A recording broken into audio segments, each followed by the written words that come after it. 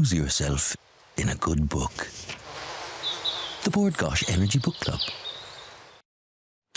Now, recent research has shown that more than half of parents think that technical devices or tech devices have had a negative effect on their child's willingness to participate in physical activity.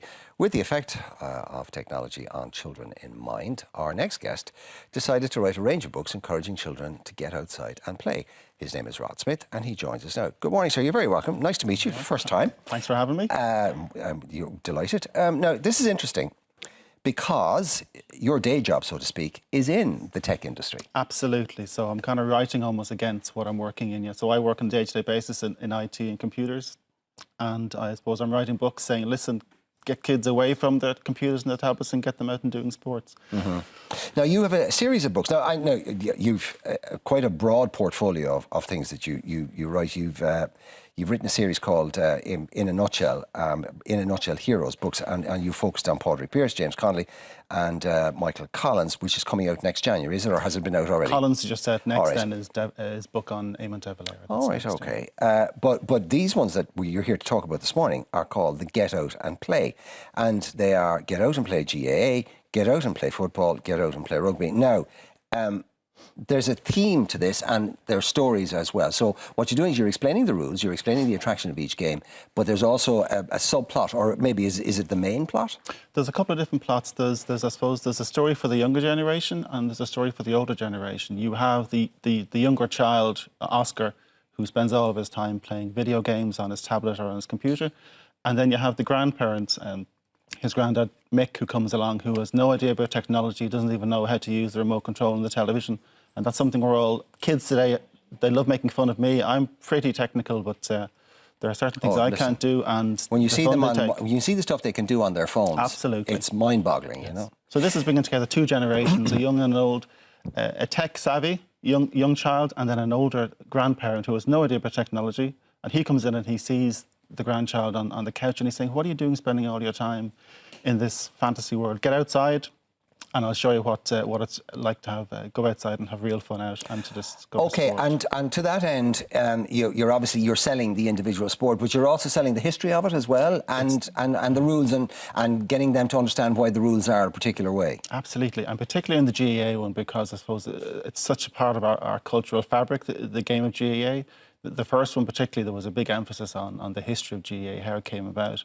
But actually the feedback we got from kids with the football and the rugby one was, give us more story and give us less history. All right, okay. And as a result... And speaking of the GAA one, did you actually satisfactorily manage to explain this whole new black card rule? Because there's a lot of grown-ups can't figure that one out. Fortunately, there were some rules I said, I think we leave that one out, because even we can't understand that. It is interesting about the when you go into the history of the sports in this country, because although we are now all proud Europeans, we as a nation, we tend to look backwards.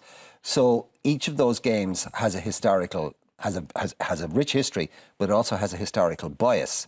So when you're explaining that to a modern generation, how do you go about that? Well, I suppose you, when you're writing, you want to write something. When you're writing about the history of an organisation for a child, it's something you have to be very careful how you do it. You don't want to be patronising, but you have to frame it in such a way that to make it of interest to the child. So the challenge we had was, particularly for the GAA, was talk to people about the history of GAA, how the games came about, how they used to play thousands of years ago, how they had their own little modern, almost Olympic games, and how they used to play on the top of a mountain, hundreds of players against one another with no rules. And they'd all be bashing and scratching one another to try and score a point, and they wouldn't even know if they'd scored a point because there were no rules to follow. And then trying to track the history of the GAA and then making it, I suppose, something that's relevant to kids today. Because on the one hand, you have kids out, adults out playing GAA, giving their heart and soul every week, day in, day out.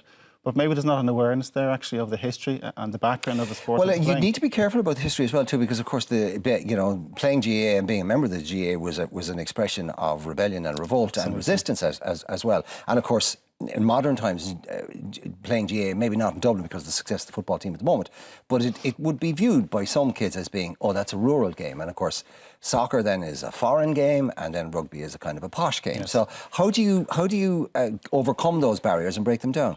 Well, I suppose if you look at the Dublin-Kerry match on Sunday, you could see there's no way that match on Sunday was regarded as a rural game. That was 1 million people in Dublin County, and I'm a Louth man myself, and we've been brought up not to support Dublin as our second county. Hate is the word you're Well, looking I think for. slightly dislike, but in fairness, since my kids were born, they are manic Dublin supporters, and now Does Dublin, that not pierce your heart? it caused me a slight amount of pain, but I do it for the children. So I'm kids, a this one's Cork for man. you. I've got 4 Dublin kids, and Okay. I'll go to my grave Yes. regretting and hating their Dublin accents. So I love them yes. dearly, but I hate their Dublin accents. I suppose we can't And if do one of anything. them ever wears a sky blue shirt in the house, they're being cut out of my will. Okay, that's fair enough.